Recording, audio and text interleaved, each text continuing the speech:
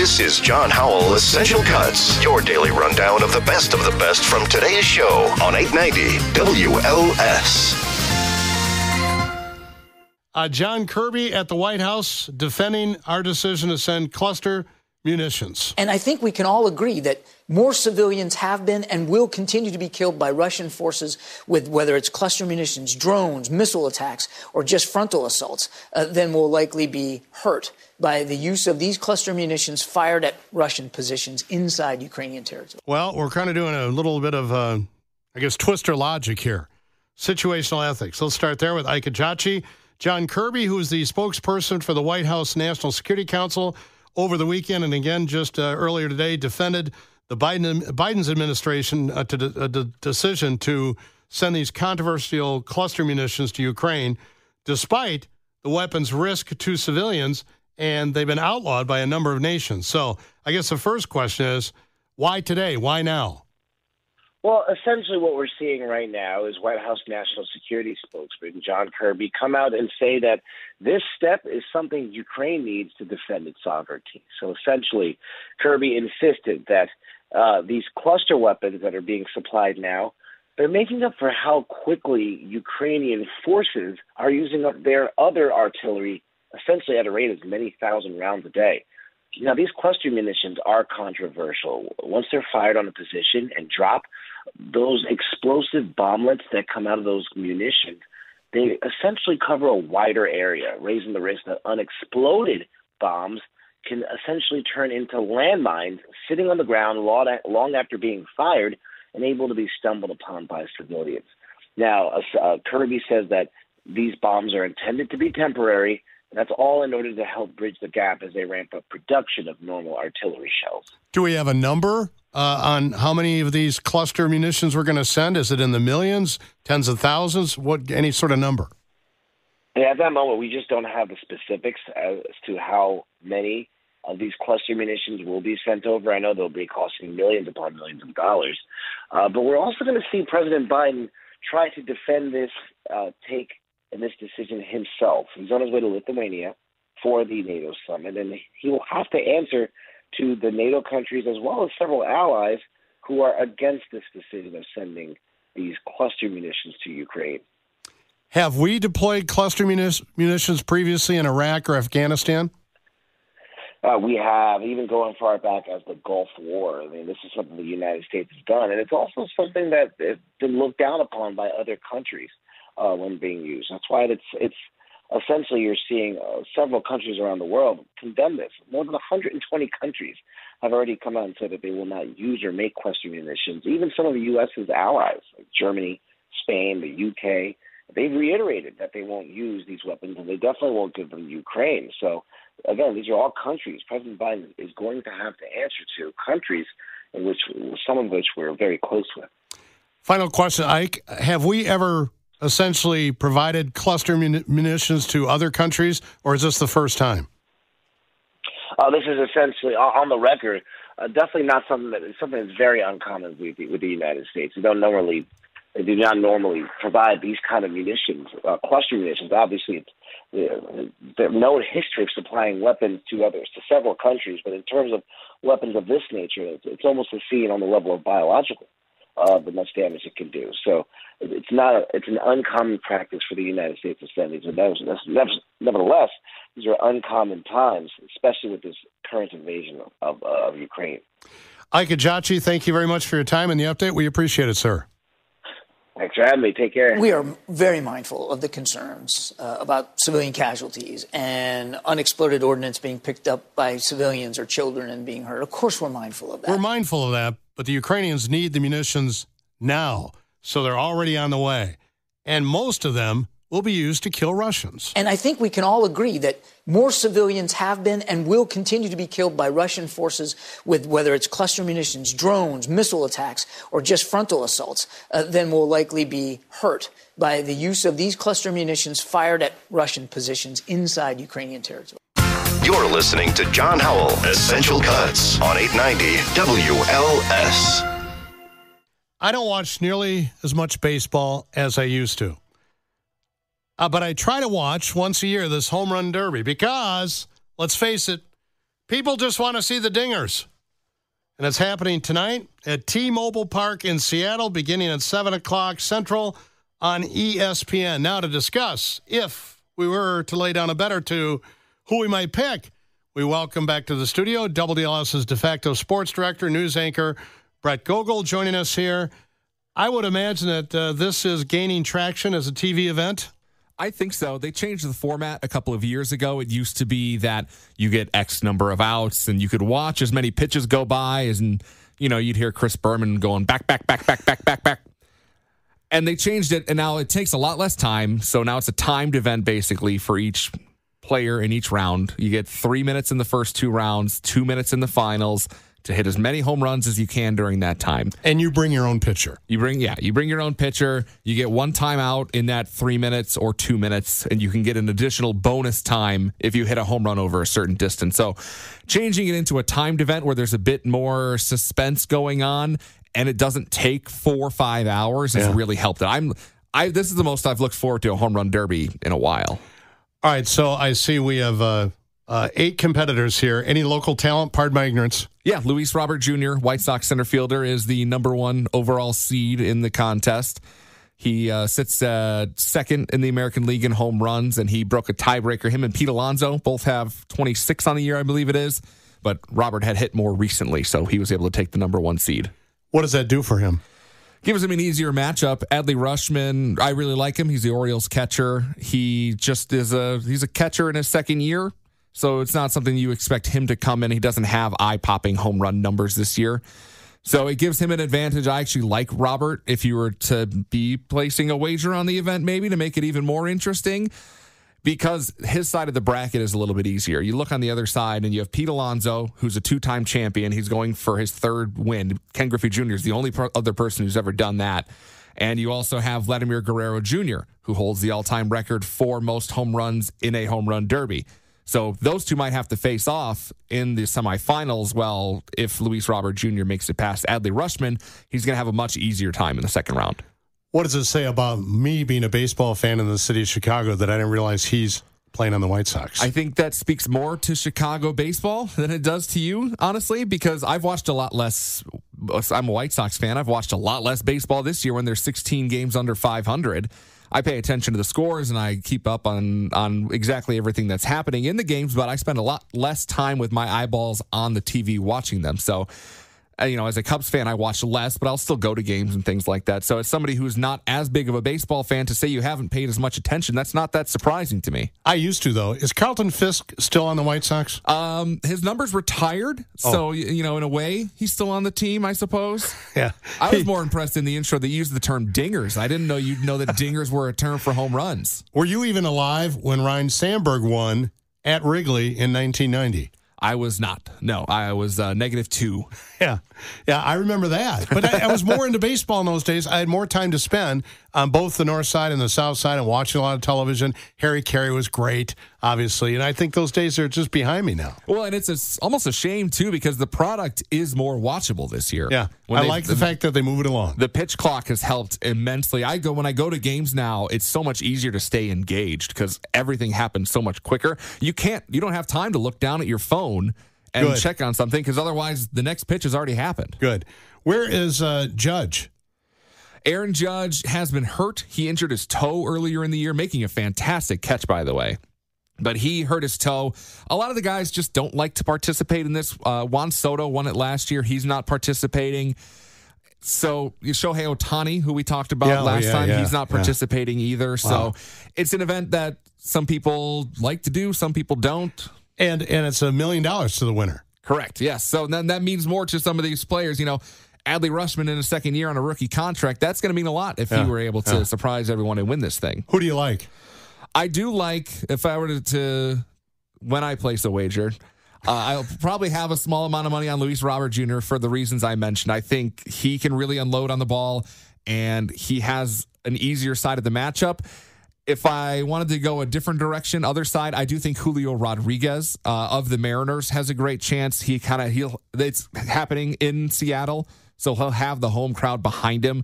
That usually gives you a little bit of that boost of adrenaline, and he was the runner-up last year. So he's somebody who, despite being a really young guy, has shown a propensity to absolutely destroy a baseball. So I think if you're going to not bet on one of the two favorites between Alonso and Vladimir Guerrero Jr., I'd be willing to take a look at Rodriguez. Over under on the number of dingers hit tonight. I don't even know what that number's at. Probably under. I think a lot of people look back and remember how many were hit the past few years. It happened at Coors Field. Of course. So that skews things a little bit. I'd say Seattle's ballpark is under average when it comes to the ability to hit home runs. So even though you have a field of, I think a lot of people, maybe 4 people who could hit, 40 home runs in a round or something like that, I think you'll still take the under. All right, 7 o'clock tonight, ESPN. Is Boomer still broadcasting this? You mean Chris Berman? Right. He has in the past. I think he's done with it. I haven't looked at who the actual broadcasting team would be. But honestly, that's of all the home run derbies I watched as a kid, him going back is the only thing I remember about them until a couple of years ago. And I've started to have more memorable reactions to them. Berman bought in. They offered him such low money when ESPN went on the air there in Connecticut, correct? Yeah. And, he was, I don't know what he was doing, but he was making a better coin as a local guy. So they gave him a piece of the company. That was a good move. I'd say that worked out for him. Yeah. He's living the good life, too, because I know he still does some things, but he's very selective on what he broadcasts now. No regular season NFL games or anything for him anymore. Thank you, Bret Gogoel. Thank you. There you go. There it is. There's a winner. Look at that. Back. Good. We have a chance. Showdown. Yankees 12, Red Sox 11. This is John Howell Essential Cuts on 890 WLS. Every couple weeks on this program, we like to talk about essentially bringing jobs to the city of Chicago and the state of Illinois, how to expand our manufacturing base, and I seem to always wind up discussing, I think, the need for more community colleges and more vocational education in the state and certainly in the city. Mark Denzler is the president and CEO of the Illinois Manufacturers Association. He joins me every couple weeks. Mark, welcome back. How are you, sir? Hey, good afternoon, John. Thanks for having me. Did you have a good weekend? I had a great weekend. I actually just got back from vacation. I was in Italy and Greece and flew back to Chicago last night. So I am back in Illinois. How great is the food in both of those countries? Well, if you know me, you know I haven't missed many meals, and it was absolutely fantastic. I mean, fresh fish and pasta, and my wife and I, our first time that we were there, and it was just amazing. That's on my bucket list. I don't have a lot of intellectual curiosity about some destination you hear people going to over and over and over again. I don't like to just sit in the sun or on a beach, so all that's out. But I would like to go to both Italy and Greece, the cradle of Western civilization, both of those countries. I would like to see that before ashes to ashes, dust to dust. Yeah, well, you'll have to get over. This is our first trip, and again, seeing things that are 3,000 to 5,000 years old are just simply amazing. They actually found a statue of Athena in Rome on a construction project while we were there. So again, just amazing. How bad is the traffic in Rome, and how bad are those Italian drivers? No offense. I got to tell you what, I'd be worried driving a motorcycle or scooter over there. They are rocking and rolling through the streets, and a lot of visitors. Actually, Greece is getting ready to impose some new restrictions because they're going to have 33 million visitors this year, which is about 3 times their population of the country. Yeah. And so it's long lines. Get there early and wait in line, but the food's amazing. The people are very, very nice. All right, Mark, 2 bills are sitting with Governor Pritzker right now, the IMA as opposed to both of them. Let's take them one at a time. The Day and Temporary Labor Services Act, you think it's going to impact your organization negatively. The bill requires businesses to provide staffing agencies with detailed information about the job positions, and then requires that the temporary employees be paid the same rate as other employees after 90 days of service. What are you most worried about with this bill? Well, John, a lot of manufacturers and other businesses use temporary agencies when the need arises. Maybe it's getting product before Christmas or another holiday or a big order comes through. And essentially what this does is it says those temporary agency workers have to be paid the same wages and given the same benefits after this short period of time, which, again, makes it much more costly for the manufacturers who may not be able to employ that person full-time. They need to bring them in, again, a couple months before Christmas, or they're making candy for Valentine's Day. But we've heard from dozens of our member companies who have now been reached out by staffing agencies saying, hey, your cost is going to go up because this legislation that's passed the General Assembly. So we're asking the governor to veto it. I don't know that he's going to do that. But the other thing, John, is it has an effective date of July 1, and by my calendar today is July 10th. And so, again, the difficulty, if the governor were to sign it today, it takes effect immediately. And how you notify companies and let them know of there's such a major change in the law and give them no time to implement it at all makes it very, very difficult to do business. But wouldn't the unions say, look, you can't just have quote-unquote temporary workers, part-time workers year-round. Eventually these people are full-time workers and deserve the benefits and pay. Oh, absolutely. And most companies, as we've talked before on this show, they need workers. They need full-time workers that are going to show up every day and punch the clock. But they don't always need full-time because, again, seasonal activities occur. And John, you can think about it. Maybe it's a water park in the summer that hires kids. Maybe they have some full-time employees over at the amusement park, but during the summer they staff up their water park. If you're going to have to pay them the higher wages with benefits as well, that makes it extremely difficult and much more costly. And so temporary workers are exactly that. They're to be used temporarily. They're not to come and work 2 years consecutively at a facility, but sometimes you do need to add some additional workers to get through times of extremely busy work. But this bill, there's a 90-day window for employers, right, to say you're temporary, and we'll have to either blank or get off the pot after 90 days. Right, but that time is not consecutive. So maybe you hire them for a month at one point in the year, you bring them back in the summer for another time, you bring them back for another time. Okay. Then it's not 90 consecutive days. And so, again, you bring them at certain points of the year that they're not needed the full time because of, again, the seasonal aspects of the job or manufacturing projects coming on. I didn't know that. That changes how I feel about it. Okay, second bill, the Illinois Equal Pay Act regarding information provided by employers in job postings. The bill requires manufacturers to include a pay scale and disclose benefits in open job postings. Well, isn't that public knowledge anyway? Generally, it is. When you go and you go apply for a job, a lot of times they'll post the requirements of, hey, we're paying $15 an hour or $20 an hour, and the general benefits. They wanted this to be very specific. In some of these jobs, it's very difficult of what your 401k match may be. There's different things. And, John, when we first started talking to them about this, we said, does that include every job post? And they said, well, what do you mean? I said, so you drive by your Dairy Queen or your McDonald's or your manufacturing industrial park, and they have a billboard out that says hiring cooks or hiring welders. Do they have to list everything? And they first looked at us and said, yes. I said, well, how in a bulletin board, as you're driving by a fast food restaurant or a manufacturer, how are you going to list every single thing on that board with different occupations? So we worked at a lot. There were a lot of changes that were made by both sides. It's better. It's still not great. But that's something that some other states are taking a look at. But there are so many different caveats that you also don't want an employee or prospective employee to feel that they're taken advantage of. If they see a posting and it says, hey, we offer pay, and maybe it's between $20 and $40 an hour, and they think, hey, I'm getting paid $40, and you come in and that's actually $20, or that the benefits are, 5 weeks of vacation. Well, maybe when you're starting, it's only 1 week of vacation. So there's a lot of nuance in there. We think a better opportunity for that is when that person applies and they meet with HR and they say, okay, tell me what the job description is. Tell me what the pay. Tell me what the benefits are. But the other thing is there's pretty substantial penalties if you don't do this. And as you know, today, someone can post a job and all of a sudden you have 10 job boards that take it, they repost it. Are those separate violations? Is the company responsible then for each of those separate violations when they've not actually posted that information? And so, again, we worked with the sponsors. There's been some significant changes to it. But, again, it's going to be one more thing that companies are going to have to comply with. And the other thing, John, is that allows, and day labor as well, it allows civil lawsuits. So by not just the employee, by other organizations. And so, again, we're going to see enhanced litigation and lawsuits because some HR representative of the company forgot to post it correctly, and then someone's going to sue them in court.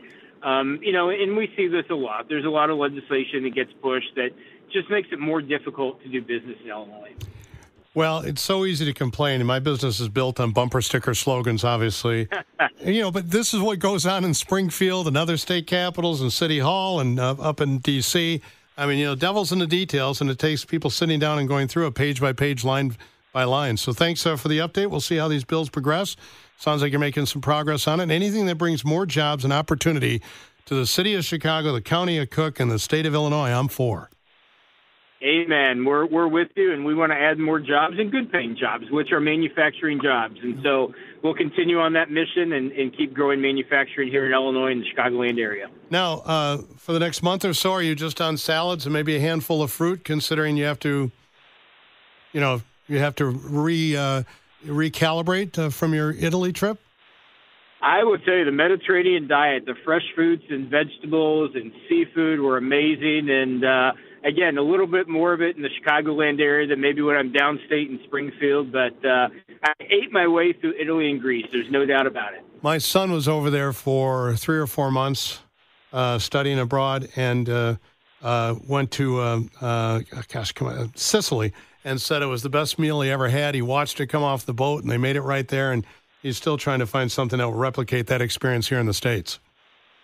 I agree. We did a pasta making class, and I made my own fettuccine Alfredo, and that's with very flour healthy. and egg and salt. That's and very healthy. And they for ate you. it. It was amazing. Yeah. It was amazing. Yeah, there's something about butter, cheese, and butter, cheese, and salt. I don't know why I love it so much. Thanks, Mark. Talk to you in a couple weeks. Take care. Sounds good, John. Take care. See you. Mark Denzler, President and CEO of the Illinois Manufacturers Association. You're listening to John Howell, Essential Cuts on 890 WLS. We're going to dial up Jason Nathanson on the Magic Box here. He's ABC News Entertainment correspondent in Los Angeles, because the latest singer to fall victim to things being thrown from the crowd, Harry Styles. Well, let's start there with Jason Nathanson. This it seems to be a growing trend. Singers and entertainers, comedians even being hit on stage with cell phones and other items tossed up there. Is it some sort of online bid, a TikTok challenge or something? No, not necessarily, and we don't know exactly why it's happening. He wasn't singing a song when he was hit. He was walking off the stage, and so nothing was being said. I don't know if it was the end of the concert or not, but it appears that it was, because people were throwing flowers on the stage, which happens at shows. A very nice thing to do, throw a flower. That's not going to hurt anybody unless there's a vase attached or something like that. But there's flowers, that's a nice thing to do. And so he's walking off, and then you see something come in fast, and this is from video on social media. Something was thrown hard. It wasn't just lightly, gingerly tossed up there. Something flies fast at his head, hits him in the head. Looks like around the eye area, though it's hard to tell. He immediately reaches up to his face, and you can clearly see that he is stunned by whatever just happened.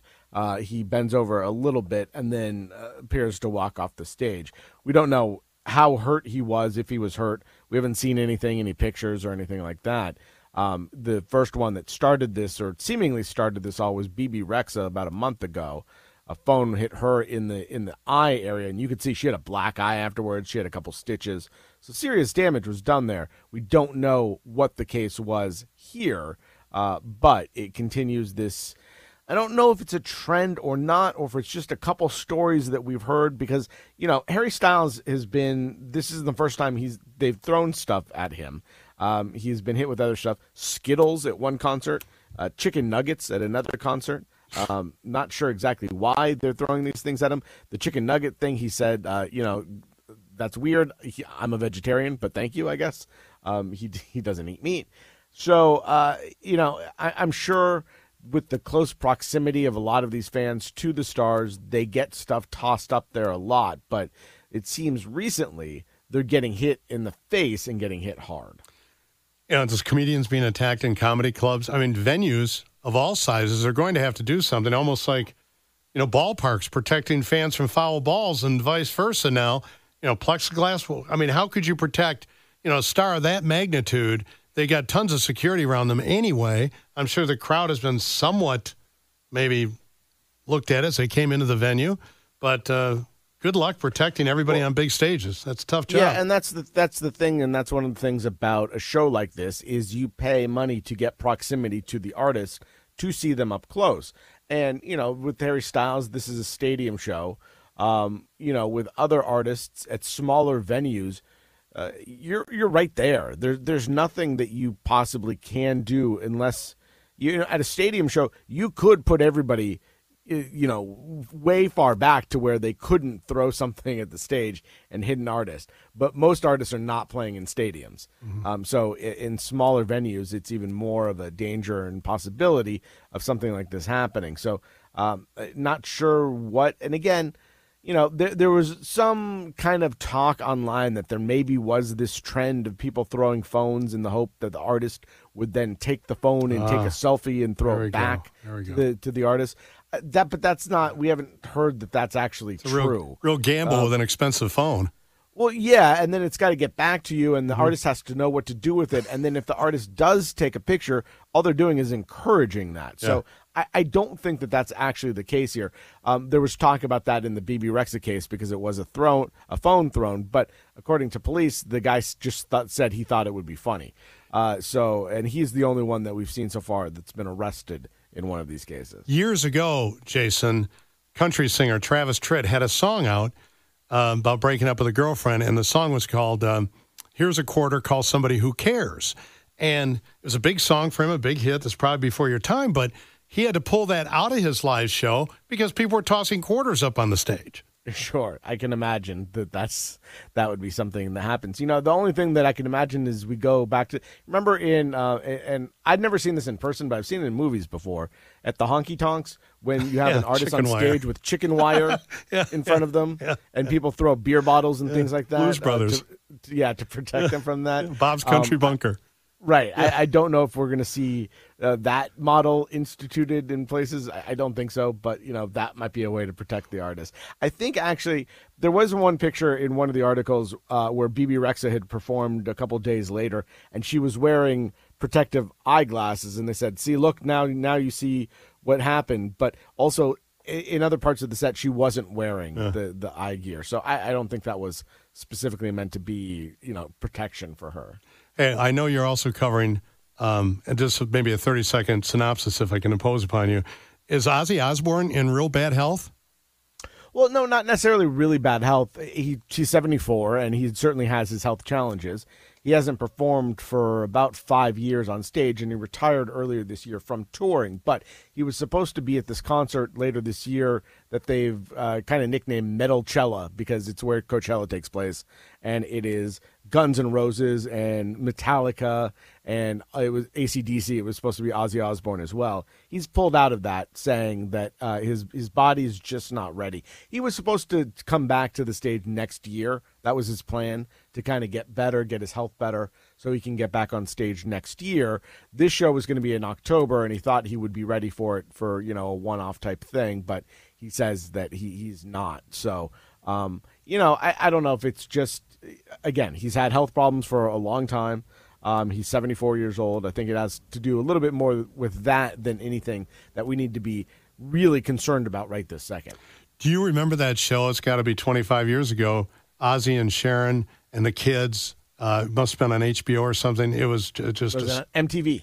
MTV, and wow. Yeah. I mean, that was, I'm not a big Ozzy Osbourne fan of his music, and, I know about the Bat episode, but other than that, I didn't know much about Ozzy Osbourne, but that was compelling television, that show. Yeah, it was definitely very interesting, and, if you remember him from then, definitely seemed like he had his health problems then, shaking and walking and some falls and stuff like that. I barely understand what he was saying. Sure, yeah. But he's continued to, after that, he performed for years and up until, just a few years ago. So that's always been the case for him. Jason, thanks for popping on early in the week. I'll talk to you later, I'm sure. Thank you, sir. Sure thing. Jason Nathanson, ABC News entertainment correspondent in Los Angeles. John Howell, Essential Cuts. Check back every weekday for another episode of John Howell, Essential Cuts on 890 WLS.